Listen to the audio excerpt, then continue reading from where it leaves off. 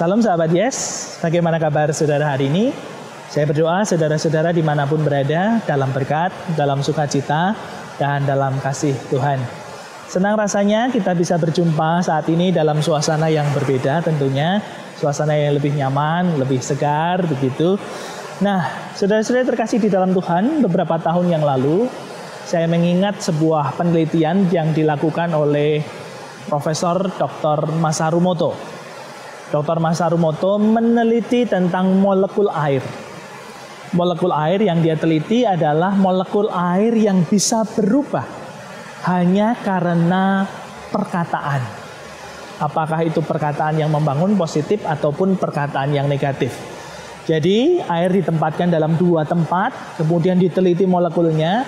Setiap air yang diberi perkataan yang baik dan membangun, molekulnya berubah menjadi baik, menjadi sempurna. Sedangkan air yang ditaruh di botol yang diberi cercaan makian, air itu berubah, molekulnya menjadi patah, menjadi tidak sempurna begitu. Nah, dari penelitian itu kemudian Dr. Masaru Moto mengatakan bahwa air pun bisa mengalami perubahan ketika diberikan pujian dan perkataan. Penelitian ini kemudian disebut sebagai living water.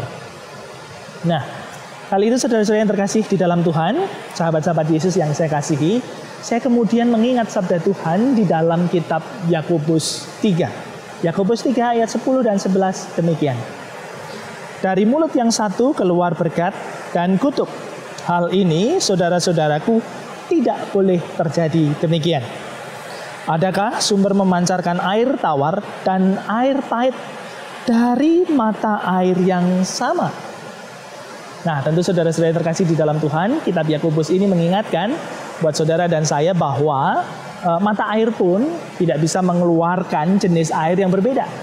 Pahit dan tawar, nggak bisa. Seperti yang saudara-saudara lihat di belakang saya, ada air terjun dan air itu air tawar. Air itu air tawar karena di belakang saya ini adalah Sungai Serayu. Air itu memancarkan air tawar. Nggak bisa. Sumber mata air ini, air terjun ini, kemudian memancarkan air pahit. Nggak bisa. Bergantian nggak bisa. Hanya satu sumber, yaitu air tawar. Demikian juga sebaiknya mulut yang kita gunakan, sebaiknya juga mengeluarkan perkataan-perkataan yang membangun.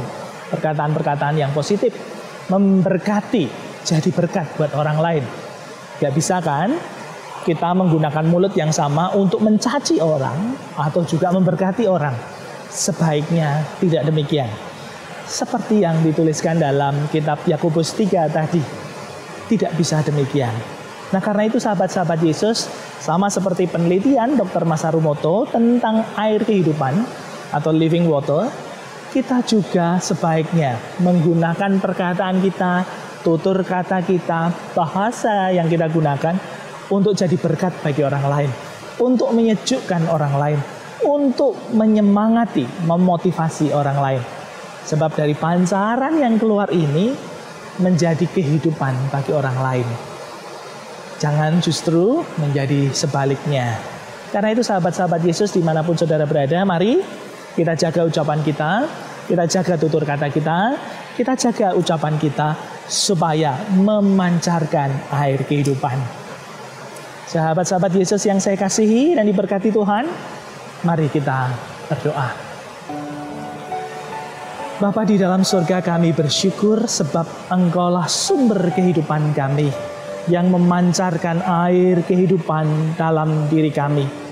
Karena itu Tuhan, melalui sabda-Mu saat ini, ajarkanlah kami, mampukanlah kami, berkatilah kami supaya menjaga mulut, tutur kata, dan perkataan kami, supaya dapat membangun, memotivasi, dan menumbuhkan kehidupan bagi orang lain.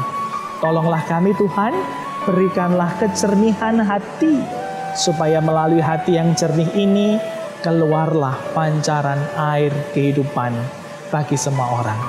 Di dalam satu nama, Tuhan kami Yesus Kristus, kami berdoa. Amin.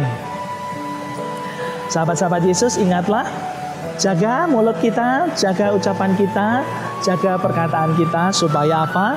memancarkan air kehidupan supaya jadi berkat bagi orang lain. Karena itu tetap semangat, tetap sehat, tetap sukacita di dalam Tuhan, dan Tuhan Yesus memberkati saudara semua. Putih.